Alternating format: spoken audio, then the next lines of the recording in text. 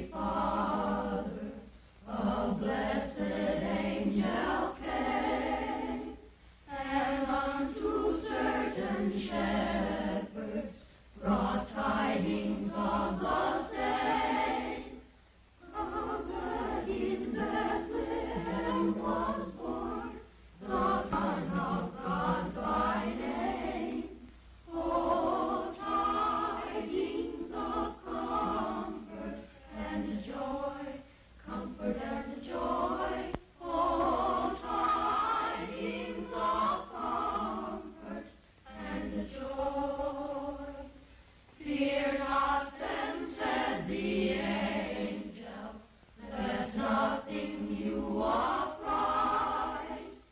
This day is born a Savior, of a pure virgin bride, to free all those who trust in him.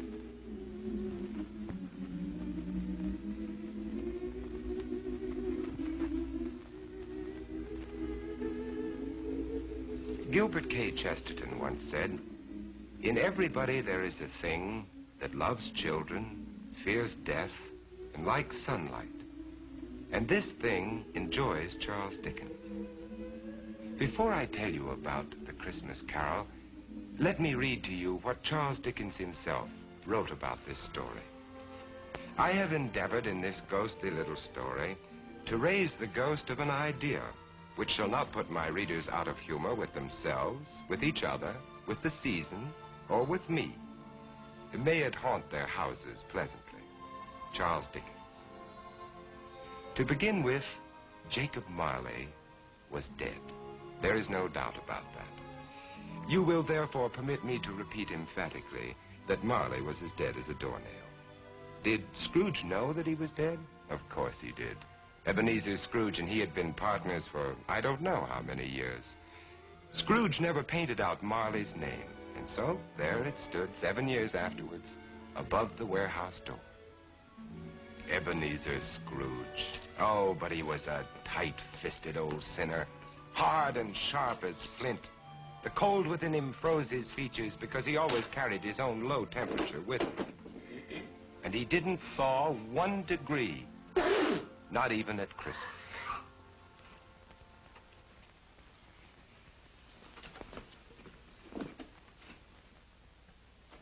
Merry Christmas. Merry Christmas, Uncle. God save you. Christmas. Humbug. Christmas, a humbug? Uncle, you don't mean that, I'm sure. What reason have you to be merry? You're poor enough. What right have you to be dismal? You're rich enough. Humbug. What's Christmas to you but a time for finding yourself a year older but not an hour richer? Every idiot that goes about with Merry Christmas on his lips should be boiled in his own pudding. Now, Uncle, I know you... Now, you keep Christmas in your own way, Fred, and I keep it in mine. Be off now. This is a place of business. Don't be angry. Come dine with us tomorrow. No. Caroline will be happy to see you. Why did you ever get married? Because I fell in love. Love? That's the only thing in the world more ridiculous than a Merry Christmas. Good afternoon, nephew. Uncle, I'm sorry with all my heart to find you like this. Merry Christmas, Bob. Merry Christmas, sir. Let me hear another sound from you, and you'll keep your Christmas by losing your situation.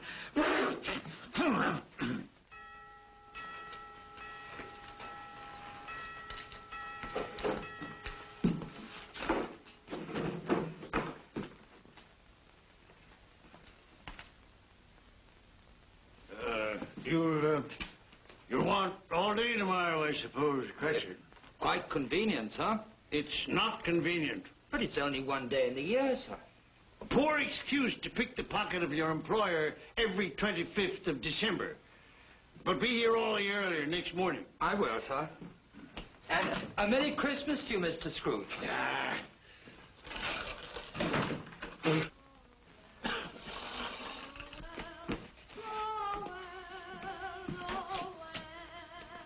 Christmas. Nonsense. Humbug.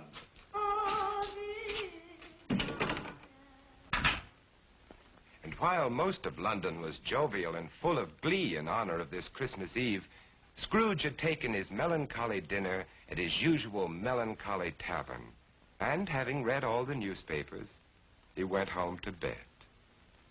Scrooge lived in the chambers which had once belonged to Marley, his ex-partner, and as I have remarked before, Marley is dead these last 7 years.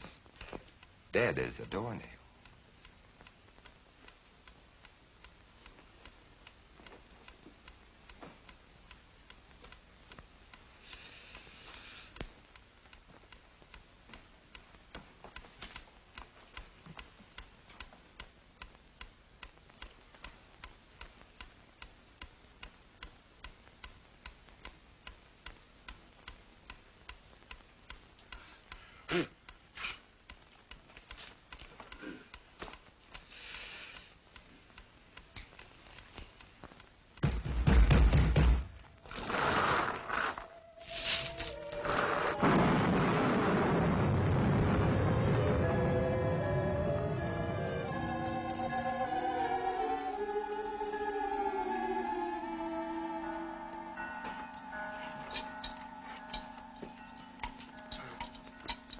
Ebenezer Scrooge? How now? What do you want of me? Much. Who are you? Like I was your partner, Jacob Marley. You don't believe in me? I don't. What evidence would you have of my reality beyond that of your own senses? I don't know. Then why doubt your senses? Because a slight disorder in my stomach could make my senses cheat me. You might be an undigested bit of beef, a blot of mustard, a fragment of underdone potato. Humbug, I tell you, humbug! Mercy on me, dreadful apparition. Now, do you believe in me or not? I do. But why do you come to plague me? And why do you wear that ponderous chain? I made it, link by link in my life, as you are doing for yourself on earth. It is now a part of my penance, and I am here tonight to warn you of a fate such as mine. But, Ebenezer, if you change your ways, you have a chance of escaping my doom. You were always a good friend to me, Jacob. Thank you. Thank you. You will be haunted by 3 spirits. Without their visits, you cannot hope to shun the path I tread. Expect the first tomorrow, when the bell tolls 1. Expect the next on the following night at the same hour, and the third on the next night, when the last stroke of 12 has ceased to vibrate. Couldn't I take them all at once, Jacob, and have it over with? Look to see me no more, and look that for your own sake you remember what has passed between us.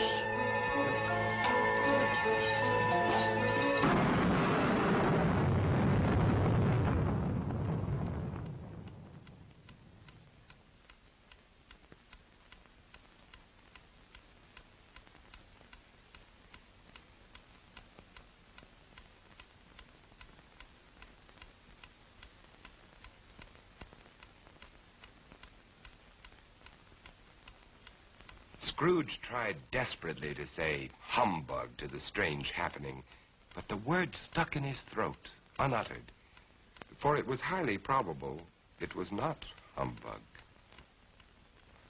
Being very much in need of repose from the experience he had undergone, or shall I say, fatigues of the day, he went straight to bed without undressing and fell asleep in an instant. A few hours later,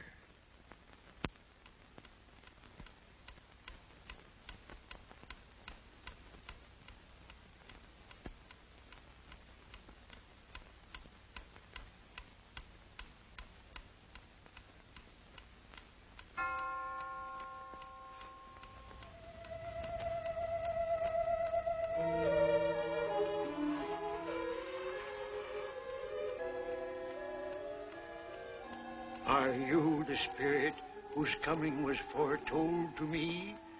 I am. Who and what are you? I am the ghost of Christmas past. Long past? No, your past. What business brings you here? Your welfare. I have things to show you, which are the shadow of the things that have been. Rise.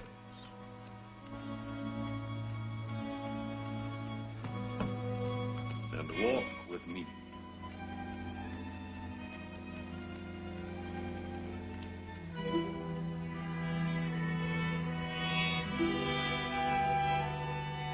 The ghost of Christmas past led Scrooge down the road which he had forgotten for so many years.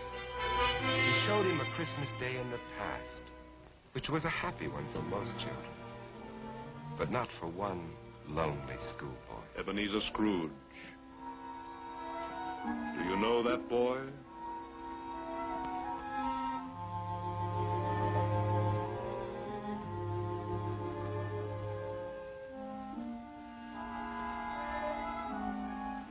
Yes, yes, I do. It is I as a boy. Oh, I remember that Christmas well. I felt so lonely. My playmates, they didn't like me. It was because you had shunned them.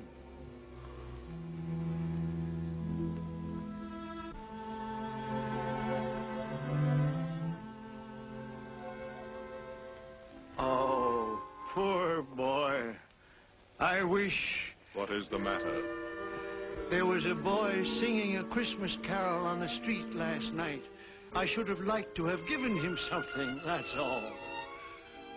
Shall I show you another Christmas, 40 years ago, when a fair young girl released you from your marriage contract? No, no. Because she discovered you had ceased to love her. Your greed, avarice, and desire for wealth had killed the love she had for you. No, no, Spirit.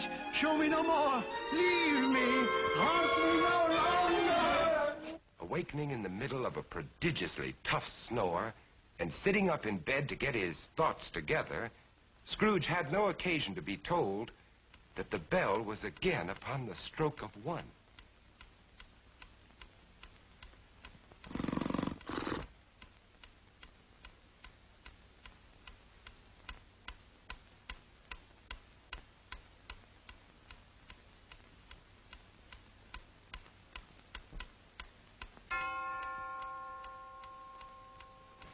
Scrooge!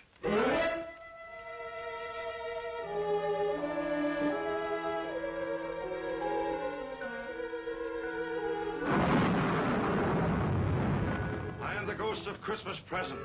Look upon me. Yes, Spirit. Conduct me where you will. I went forth last night on compulsion, and I learned a lesson which is working now. Tonight, if you have aught to teach me, let me profit by it. Touch my robe.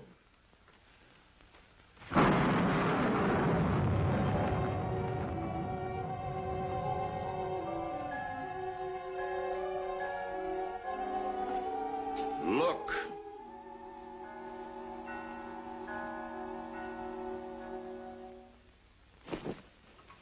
Belinda, bring the plates. Oh, Belinda, there's a great deal of work to be done. Help your sister. Missy, you get the... As I came by outside, I could smell the sage and the onions. You knew it was off, Mother. Oh, I certainly did, boy. Peter, set the chair. Can I put some chocolates on the fire, Mother? No, your father will do that when he comes. What has gotten your precious father? And your brother, Tiny Tim? And Martha wasn't as late last year by half an hour. Oh. This is the house of your clerk, Bob Cratchit. But he has hardly a penny to his name. I, the ghost of Christmas present, have blessed his house. Here comes Bob now with another member of his family, Tiny Tim. And a Merry Christmas, everybody. And there you are, Tiny Tim, right in your own chair. Merry Christmas, Bob. And Martha. Yes, here I am again. Christmas wouldn't be Christmas without Martha coming to visit us. Bob. And how did Tiny Tim behave today, Bob? Fine. He told me coming home that he was glad he'd been to church, because it's pleasant to remember that the day is called Christmas. after he who made the lame to walk and the blind to see. Oh, beautiful Christmas table. it would be more beautiful if we had a turkey, but we'll manage. Of course we will. See what a happy family your clerk has on only 15 shillings a week? Tiny Tim. I didn't know he was sick and a cripple. Mr. Scrooge. I give you Mr. Scrooge, the founder of the feast. The founder of the feast, indeed. I wish I had him here. I'd give him a piece of my mind to feast upon. Dear, it's Christmas Day. It should be Christmas Day, I'm sure, when one drinks the health of such an odious, stingy, hard, unfeeling man as Mr. Scrooge. My dear, it's Christmas. Very well. I'll drink his health for your sake, and because it's Christmas. Long life to him. A Merry Christmas and a Happy New Year. A Merry Christmas and a Happy New Year. God bless us, everyone.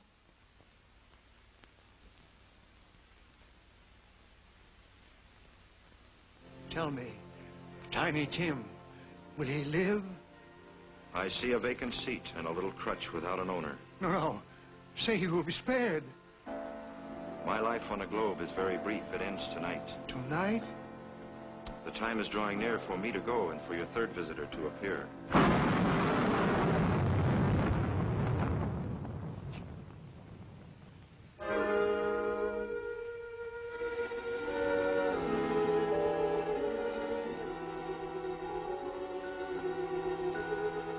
I am in the presence of the ghost of Christmas yet to come.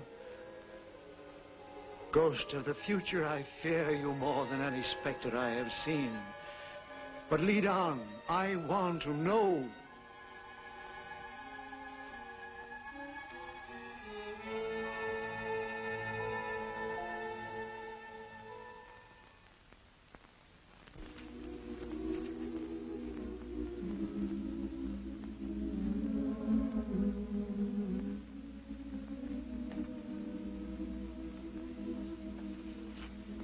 I met a very kind young man today who asked after you. Mr. Scrooge's nephew, whom I scarcely know. I told him about Tiny Tim, and he said, I'm heartily sorry for you and your good wife. By the by, how he ever knew that, I don't know. You what, dear? That you were a good wife. Oh, everyone knows that. And he said, if I can be of any service to you at any time, pray come to me. He's rather unlike his old Uncle Scrooge, isn't he? If you must torment me, be quick. Take me to what else you have to show.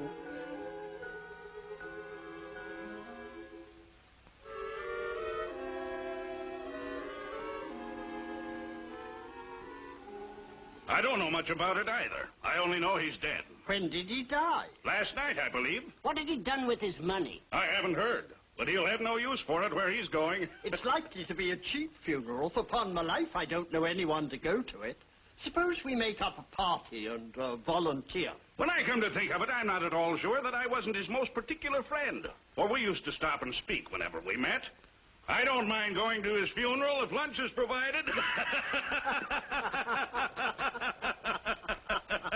Tell me what man they are speaking of. Who is it that lies dead?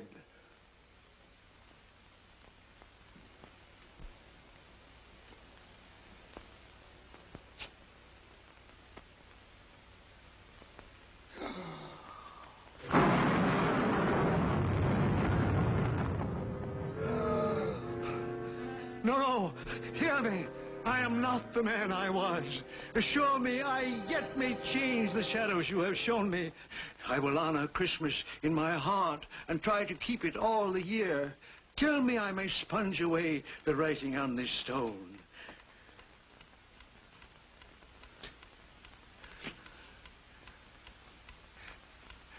Marley! Marley! Jacob Marley!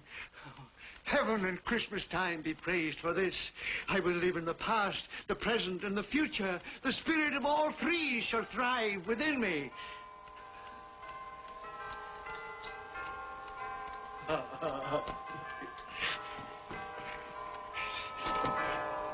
Boy, oh boy! Yes, sir? What's today? What, sir? What's today, my fine fellow? Today? Why, Christmas Day, sir. It's still Christmas, and I haven't missed it.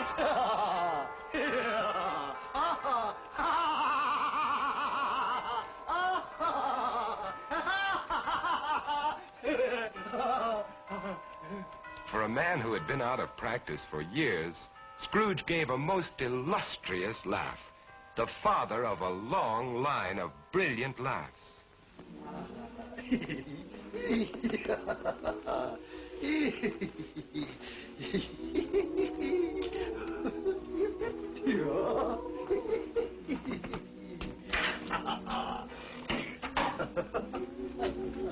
And Scrooge dressed himself all in his best, and at last got out into the streets, wishing everyone he met a Merry Christmas. Mr. Fred! Come in. Have you room at your table for some friends? Oh, you're very welcome, Mr. Fred, sir. And you too, ma'am. I only hope that our lowly feast is to your liking. Now, don't fret about provisions. We brought plenty for all. Merry Christmas, Bob. Mr. Scrooge! And Mrs. Cratchit, for you. Mr. Scrooge! My dear, that's for you. Darling, for you. For me? And you, sir. Oh, Mr. Scrooge, I don't know how we can ever thank you. Don't. And I'm going to raise your salary and help your large family in every way possible. And Tiny Tim. I saw a friend of mine at church just a little while ago. A famous surgeon. You and I are going to see him tomorrow. And he's going to be your friend, too. Mr. Scrooge!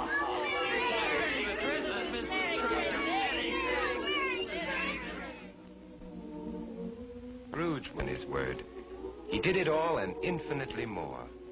And to Tiny Tim, who did not die, he was a second father.